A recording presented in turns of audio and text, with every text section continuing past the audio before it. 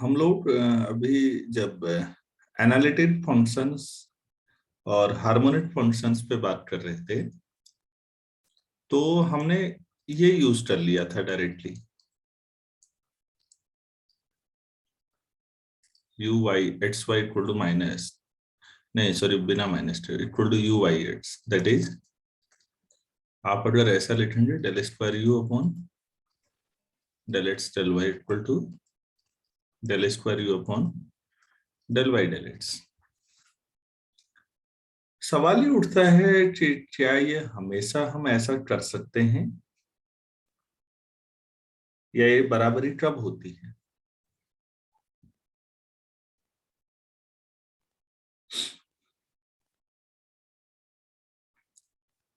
Hello, या कब बराबरी नहीं हो पाएगी?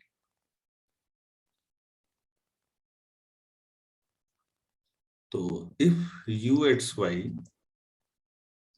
And u y x are continuous, अगर ये कंटिन्यूअस होंगे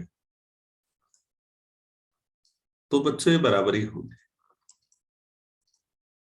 वहां हम कंटिन्यूटी लेते हैं, सेकंड ऑर्डर डेरिवेटिव भी कंटिन्यूअस है कहा था ना हार्मोनिक के लिए।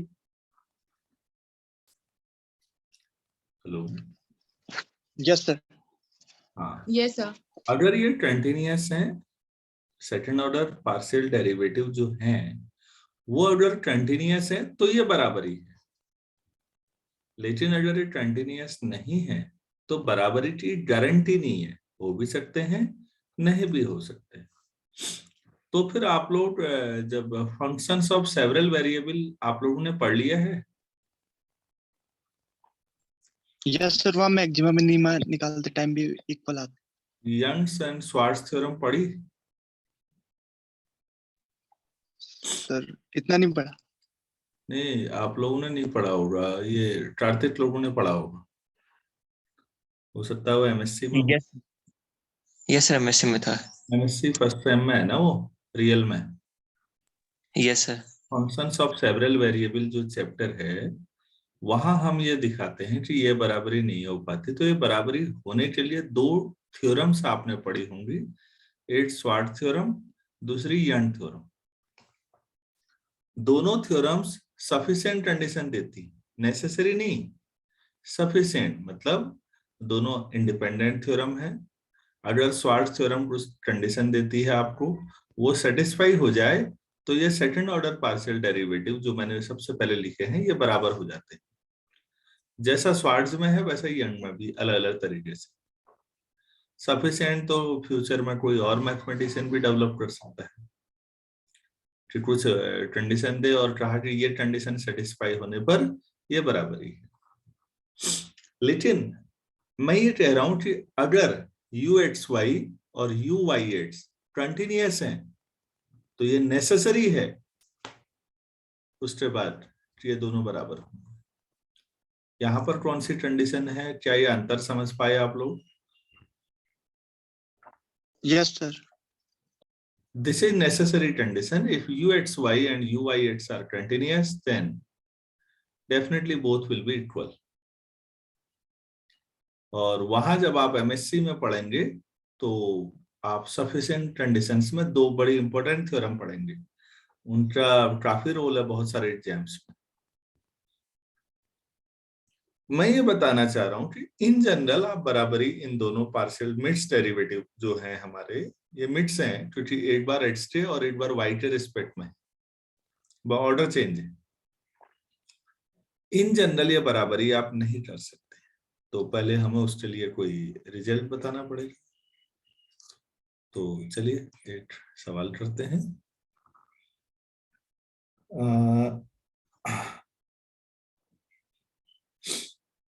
मेरे पास सपोज ये एक सवाल है, लेट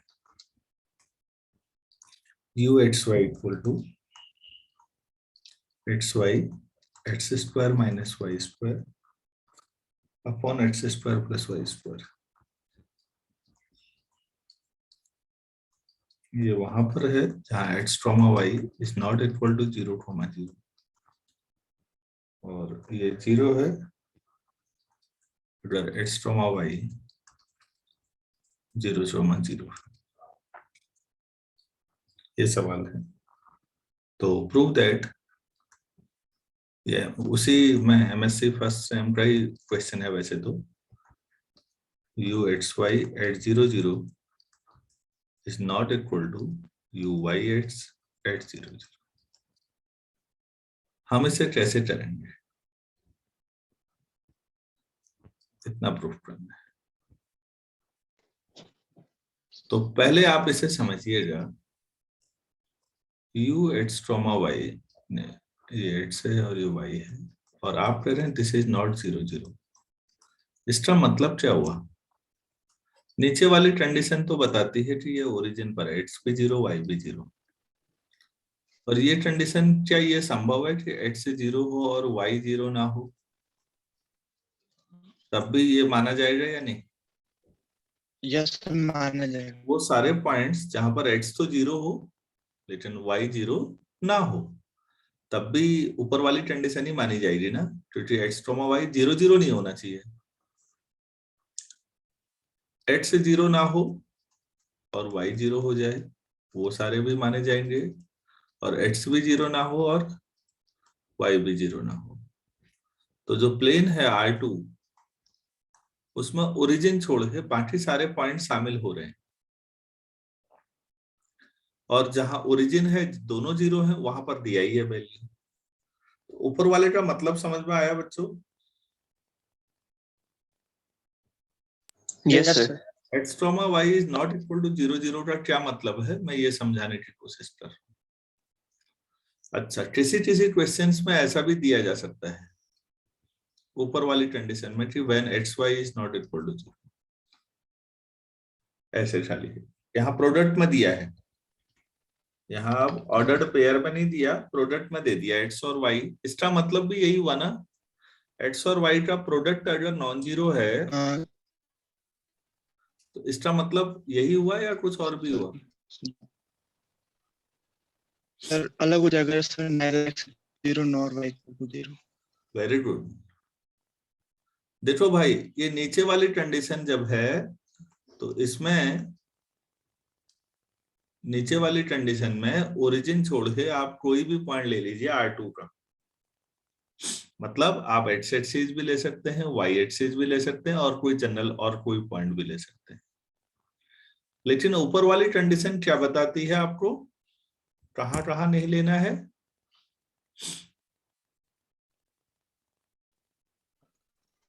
सर जहाँ दोनों में से एक भी 0 हो जाए या दोनों 0।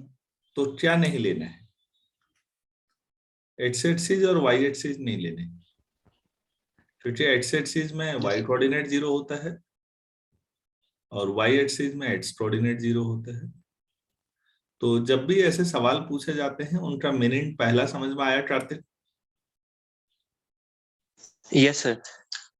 आप लोगों ने ऐसा पढ़ा होगा, वहां लिखा हुआ रहता है सवालों में कि yes sir. Product is non zero या x, y as ordered pair is not equal to 0। तो दोनों का मतलब समझ में आना चाहिए पहले। As an ordered pair origin छोड़ के कुछ भी चलेगा, लेकिन अगर x इंटू वाई का प्रोडक्ट अगर नॉन जीरो है, इसका मतलब x एक्सिस और y एक्सिस छोड़ के जो बाकी बचा R2, उस पे बात हो रही है।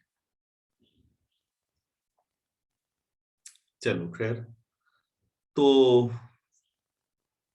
अब आप ये बताइए ux at 0,0 कैसे निकालेंगे आप? Sir u delta x 0 minus u limit x, 0 minus u 0,0 upon upon x। its limit extending to 0, limit extending to 0। u x, 0 कितना होगा ऊपर लिखा है? x, 0 जी x एक्सिस में होगा तो लिया जा सकता है ना। Yes sir. ऊपर वाले में रखो x t, जो x c रखो y t जो 0, तो क्या आ जाएगा? 0 आ जाएगा। इस लिमिट पे कई बार चर्चा हो चुकी है कि ये क्या आ जाएगा? 0। अच्छा, u y at 0,0 करें तो limit y tends to 0 u 0 y u0y minus u00 upon y. Limit y tends to 0, u0y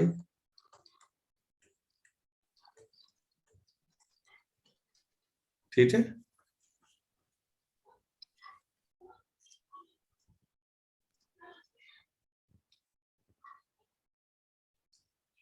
अब बताओ u xy at 0 0 का मतलब क्या हुआ? Sir ux 0, y, sir limit y tends to 0।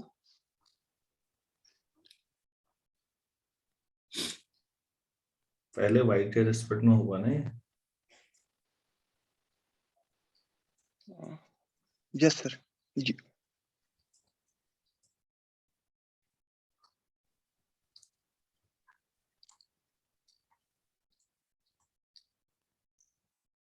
समझ रहे? अब बताओ यस सर 0, सर x, 0। क्या यही होगा बच्चों?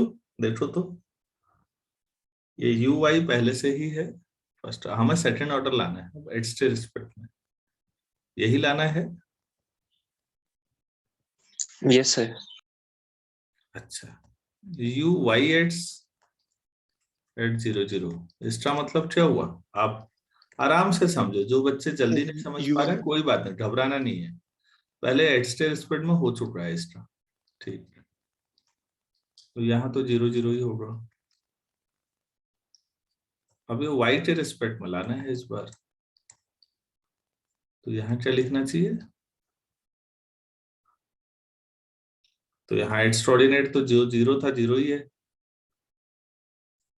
वाई कोऑर्डिनेट चेंज हो रहा है इस बार, तो ये यू वाई एक्स हो जाएगा या नहीं? यस हाँ हम लोग लिख देते हैं फटाफट, लेकिन हमें डेरिवेटिव ही समझ नहीं आती कई बार।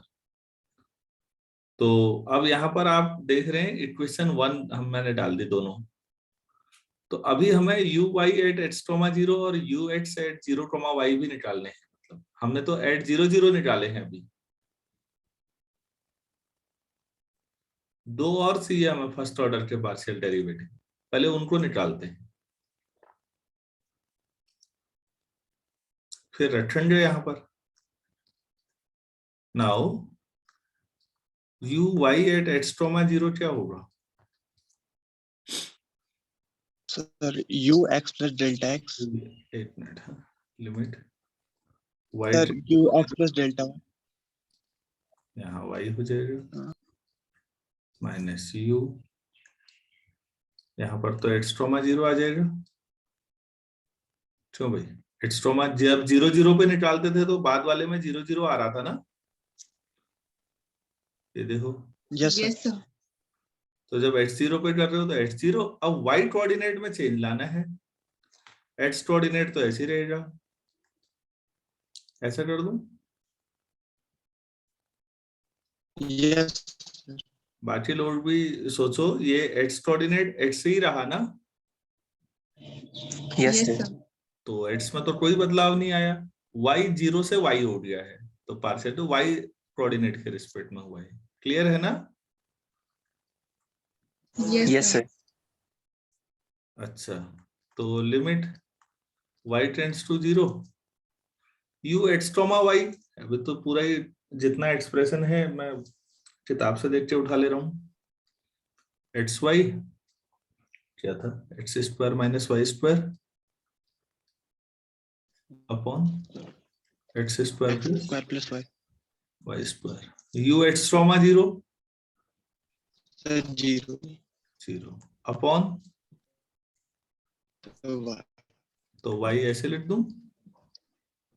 यस अच्छा तो बच्चों इसे देखते हैं ये कितना आता है, limit y tends to 0, y से y कट जाएगा 8, ये बचा x, x square minus y square upon x square plus y square,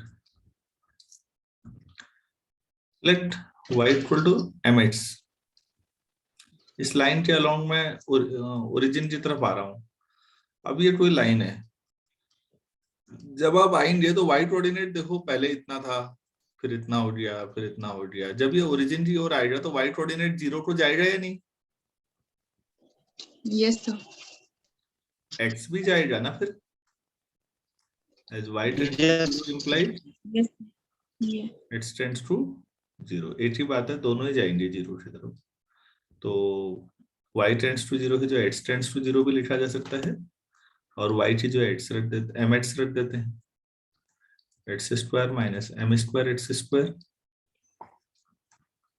x square plus m square x square. तो भाई ऊपर कितने x हो गए? 3। Yes, sir. 8 बचेगा, 1 minus m square, 1 plus m square. तो एक नॉन जीरो क्वांटिटी m तो फाइनाइट रियल नंबर होगा, और इनटू x, तो ये कितना आ जाएगा? u y x, 0 भी 0 आ।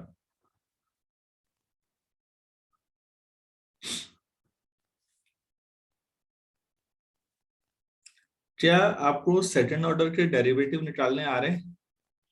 वो तो फर्स्ट ऑर्डर ही है वैसे।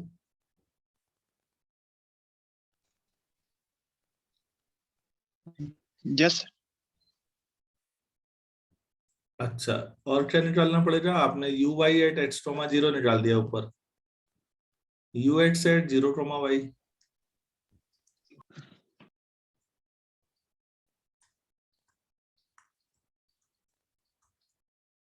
इसके लिए क्या करना पड़ेगा?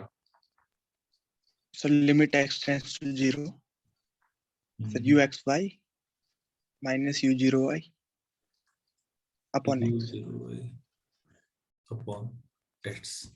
तो देखिए प्लीज y कोऑर्डिनेट उतना ही रह गया, केवल x में चेंज आया, तो ये partial derivative with respect to x हुआ। लिमिट x टेंड्स टू 0, ये आया xy x square minus y square upon x square plus y square minus 0 upon 1 upon x। ऊपर 8 cancel, limit x tending to 0, y x square minus y square x square plus y square.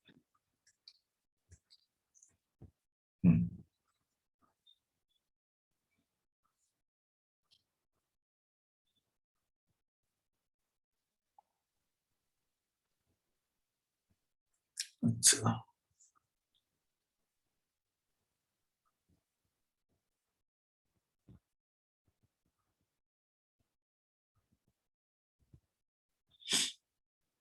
यहाँ पर एक fault हो रहा है मुझे लगता है इस वाले में। वो ये कि अगर y So tends, the indeterminate. नहीं y टेंड्स टू 0 रख देते अगर आप डायरेक्टली इसमें, तो ये x cube upon x square x आ जाता ना। Yes, sir. अब x तो बहुत सारी वैल्यू हो सकती है ना, मैं केवल एक ही पार्ट क्यों ले रहा Yes. था? So जब indeterminate बनती है तब लेते.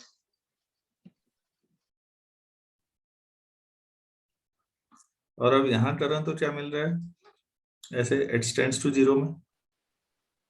So minus y.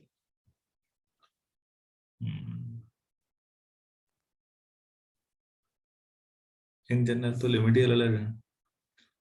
ठीक हो गया। तो ux, y ये दोनों आ गए। अब आप इक्वेशन 1 के हिसाब से सोचो, ux y एट 0 0 अगर आप रखें आप, तो सो ux y eight 0 0,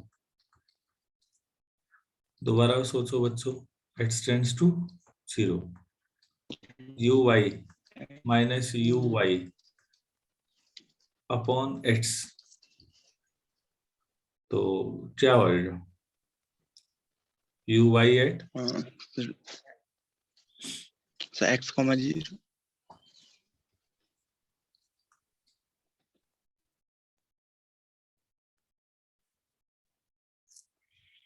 uy at x, 0 निकाला है, देखो uy एट x, 0 ये है।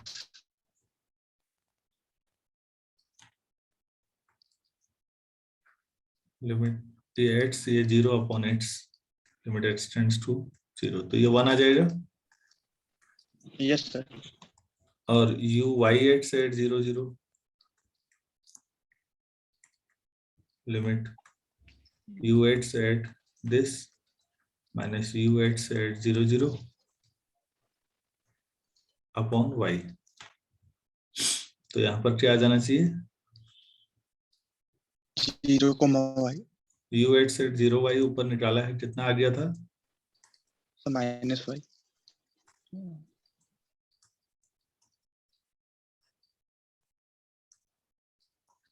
तो कितना आ जाएगा? -1।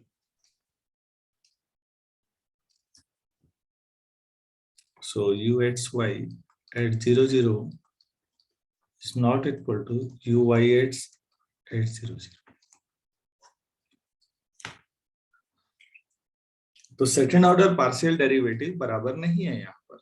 तो बहुत बेसिक क्वेश्चन है ये, मैट्रिक स्पेस या रियल एनालिसिस के पेपर में पढ़ाया जाएगा एमएससी फर्स्ट सेम में।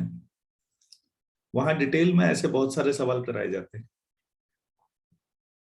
अब अभी नाम मात्र का दिया हुआ है तो मैंने सोचा इसी पे थोड़ा एक बात कर लें कि second order partial derivative continuous हैं, तब आप एनालिटिक्स से हार्मोनिक पे जा पाए।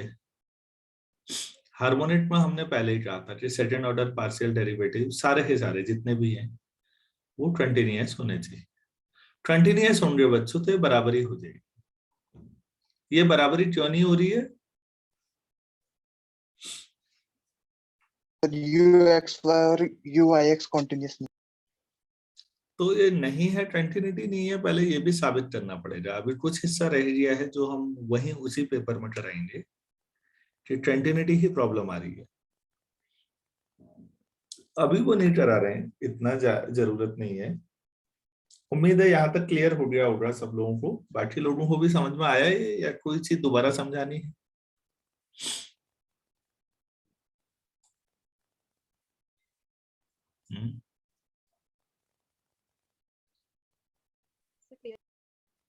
हेलो, क्लियर है सर।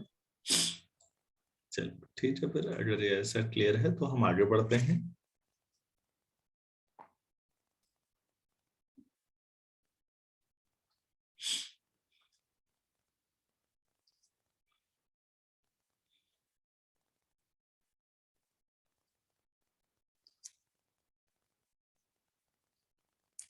मैं थोड़ा सा आपको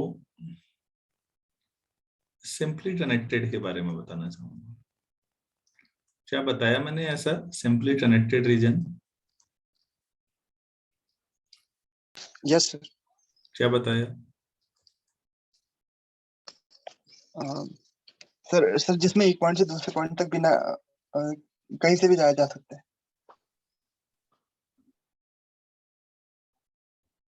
अच्छा,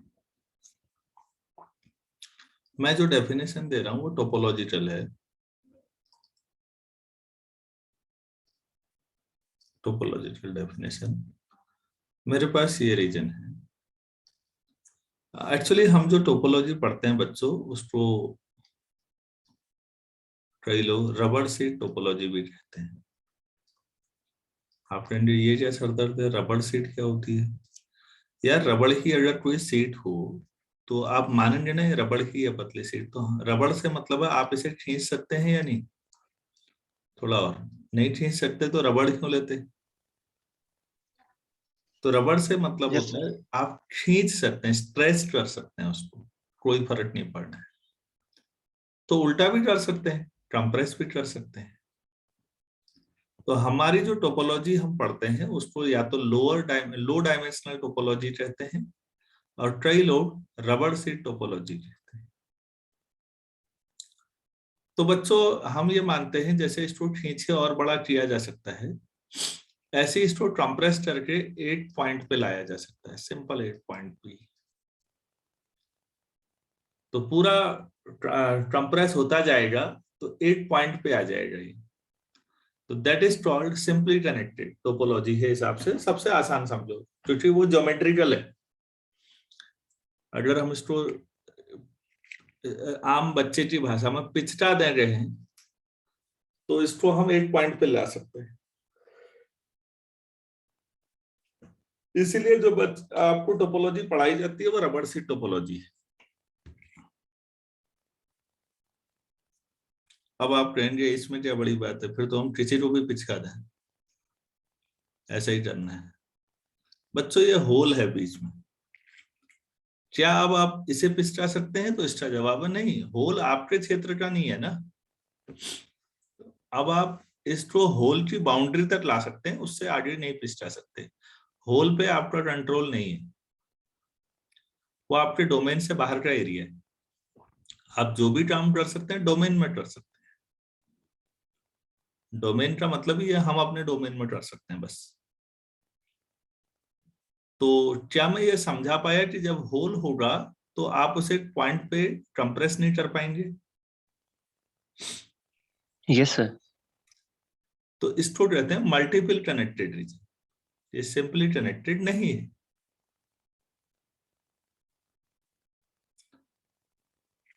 टोपोलॉजी पढ़ाते समय हम ये बताते हैं कि उन चीज थोड़ा बहुत शेप बिगाड़ने के बावजूद भी अगर चीजें बनी हुई हैं तो कोई फर्क नहीं पड़ता। मतलब रबड़ सी टोपोलॉजी ये है, इससे मैं सर्कल बना लूं, इससे मैं इस बाउंड्री से स्क्वायर बना लूं, इससे कोई पेंटागन बना लूं।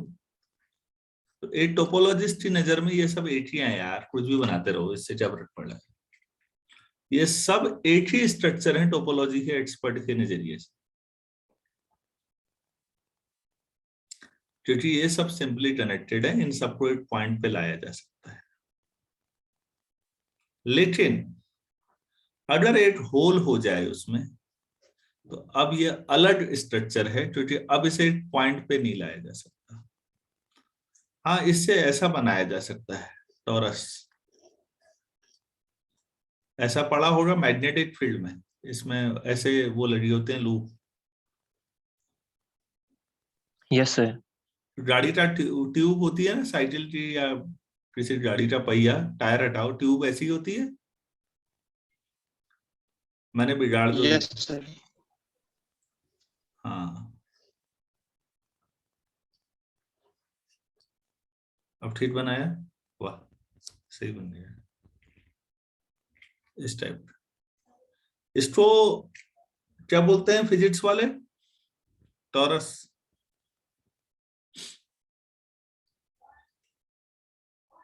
बच्चे क्या बोलते हैं? डोनट। ऐसा एक खाने का वो बेकरी वाले बनाते हैं, डोनट बोलते हैं। ये भी वही है, ये सब एक ही हैं। अच्छा चलो यार कोई बात नहीं, ये बताओ, हम बहुत अच्छी ड्राइंग तो बना नहीं पाता, ये क्या है? पहचानने में दिक्कत हो रही है, इसका मतलब खराब बनाया मैंने।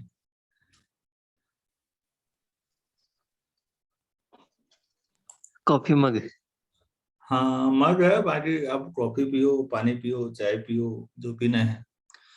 बच्चों एक टोपोलॉजिस्ट के हिसाब से एक कप और एक टॉरस या डोनट या एक कर्व में बीच में होल किया हुआ स्ट्रक्चर, ये सब एक ही है, कोई फर्क नहीं पड़ता। आप कहेंगे सर कहां बात कर रहे हैं, कहां कप?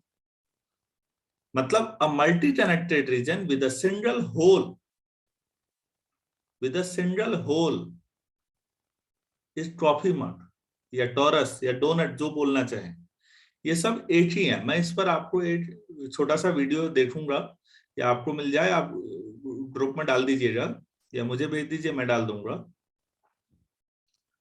आपको बड़ा अच्छा लगेगा, अरे वाह ये एक ही है, कोई फर्क नहीं पड़ता। एक टोपोलॉजिस्ट के नजरिए से सब एक हैं। और मैंने कहा था कॉम्प्लेक्स जो है वो ज्योमेट्री, एनालिसिस और टोपोलॉजी का मिक्सर है। अब आप कहेंगे सर अगर कभी तुझे डोमेन में 2 होल कर दिए जाएं तो?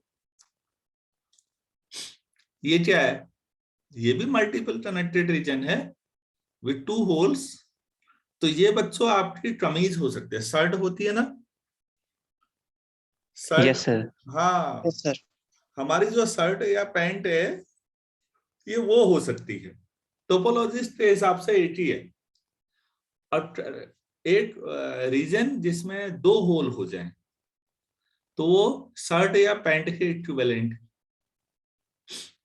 तो टोपोलॉजी इसलिए हंसी मजाक वाली लगती है शुरू में, लेकिन बाद में लगता है कैलकुलस से कितनी एडवांस ब्रांच। कैलकुलस तो इन स्ट्रक्चर्स में भी अंतर करती है। हम लोग कई बार ऐसा करेंगे, ये ले लेंगे एक स्ट्रक्चर,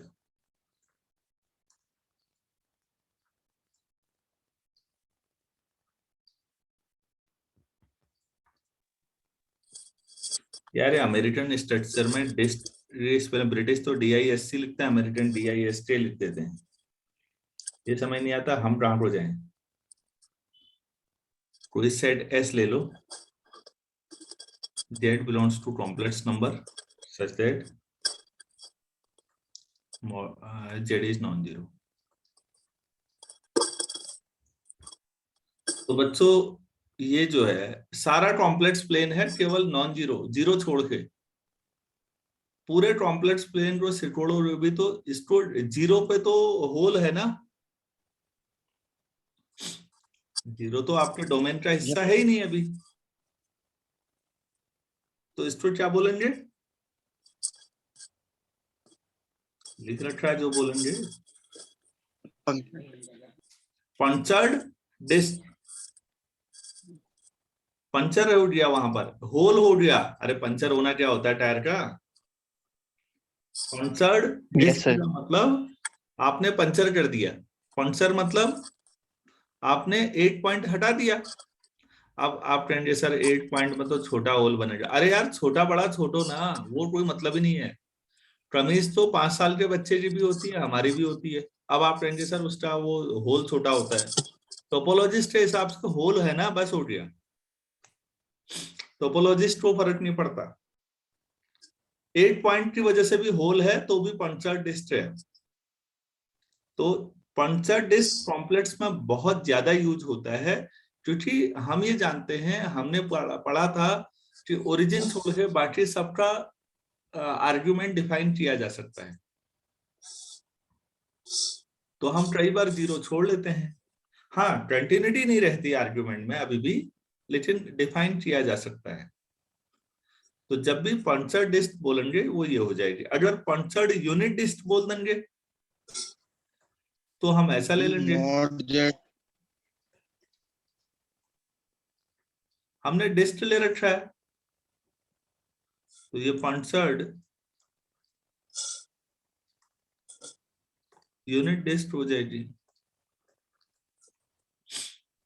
अगर डिस्क और सर्कल का अंतर समझिएगा, सर्कल में केवल बाउंड्री होती है, डिस्क में अंदर वाला रीजन भी लेना है बच्चों। तो मैं पंचर्ड यूनिट डिस्क ले लूं तो ये भी समझ में आया या नहीं आया? आगे यस सर। तो सिंपली कनेक्टेड और मल्टीपल कनेक्टेड क्लियर हुए? अरे जिस डोमेन में एक भी होल नहीं है वो सिंपली कनेक्टेड। जिसमें एक पॉइंट का भी होल है, जैसे ये ओरिजिन छोड़ दिया तो उन्होंने यार 80 पॉइंट का ही तो होल है, कितना छोटा होगा, पॉइंट का तो डायमेंशन होता नहीं। ऐसा मत कर देना, होल तो होल है। तो अब ये सब मल्टीपल कनेक्टेड हो जाएंगे। क्या मैं इतना समझा पाया? Yes sir. Yes sir. तो बच्चों ये बताइए कि अगर कोई सिंपली कनेक्टेड है, मैं बड़ी इंपॉर्टेंट बात बता रहा हूं, ये सिंपली कनेक्टेड है। सिंपली कनेक्टेड मतलब इसमें होल नहीं है, ये S मान लेता हूं। तो S कॉम्प्लीमेंट पूरे कॉम्प्लेक्स प्लेन माइनस S, तो जो बाहर का बचा ना क्या वो सिंपली कनेक्टेड होगा? नो सर, होल हो जाएगा। यस सर होगा। एस एक सिंपली कनेक्टेड जोन है, उसका complement on C simply connected नहीं होगा, उसको कहां पर ले जाओगे? तो बाहर क्रॉस अप डायरेक्शन में बढ़ेगा। Yes sir. हम इन पे डिटेल में बच्चों स्टडी टोपोलॉजी में करेंगे। अभी हम खाली एक ज्योमेट्रिकल फ्लेवर दे रहे हैं आपको बस। Is not simply connected.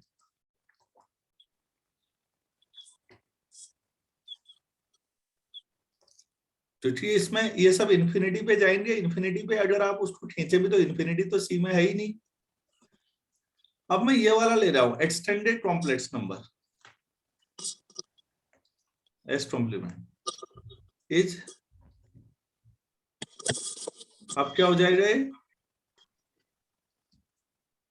Simply अब इसमें ये बाहर वाले रीजन को आप खींचो और श्रिंक करो इन्फिनिटी पे। इन्फिनिटी एक पॉइंट है इस समय। अब केवल सी और सी इन्फिनिटी का इतना फर्क पड़ रहा है।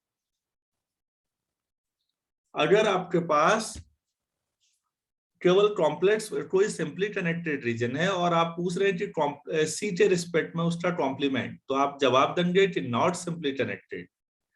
लेकिन अगर कॉम्प्लीमेंट एक्सटेंडेड कॉम्प्लेक्स प्लेन में पूछा जा रहा है तो आप मानेंगे कि अब तो इन्फिनिटी भी एक पॉइंट है उसका, तो ये बाकी सबको बाहर को खींचे इन्फिनिटी पे लाया जा सकता है, तो ठीक है, वो सिंपली कनेक्टेड माना जाएगा। मैं फिर कह रहा हूं, ये ज्योमेट्रिकल फ्लेवर है, इसकी जो पूरी एनालिसिस है, इसके पीछे जो स्टडी है, वो टोपोलॉजी जब पढ़ते हैं तभी समझ में आ सकती है। अभी इतना भी अगर आ गया तो मेरा काम हो जाएगा, कॉम्प्लेक्स का काम चल जाएगा। तो अगर आप लोग सहमत हैं तो आगे बढ़ते हैं। फिर अब आगे क्या बढ़ा, हो गया टाइम अभी, इसको 7:50 पे जोड़ते हैं। क्लियर है इतना? Yes sir. Yes sir. चलो ठीक है, yes, sir. ठीक है बच्चों, 7:50।